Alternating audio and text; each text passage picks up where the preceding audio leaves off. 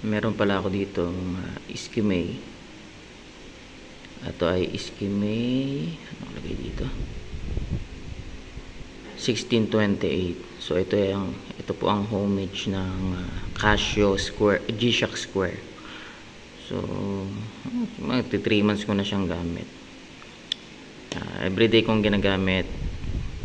Ito yung pang harabas. Kasi meron akong Casio na F105. Ayokong lagi nagagasgasan. Kaya bumili ako ng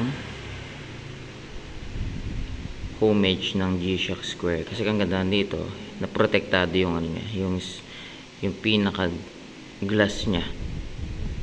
And okay, nakalubog. So protektado. So okay naman, ito yung backlight niya. Maliwanag naman yung backlight. Minsan nga sa pag madilim nakakasilaw. Meron siyang day, date, saka month. Tapos meron din siyang dual time. Meron din siyang charm alarm. Tapos yung meron ding alarm. Yan, tapos meron siyang dual time. Yan, meron siyang stopwatch, meron ding countdown. Yan, ito alarm, ito yung dual time.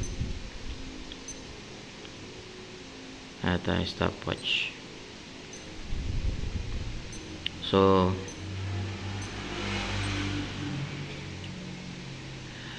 murang-mura ko lang po ito nabili. Nasa kulang-kulang 200 pesos. Dahil kapag chinek nyo po ito nasa 300 plus o 350. Pero nung na-tiyempohan kong sale, kulang-kulang lang siya. 100 plus ng mga 190 plus. So sulit to sa 190 plus kasi pambakbakan, diba?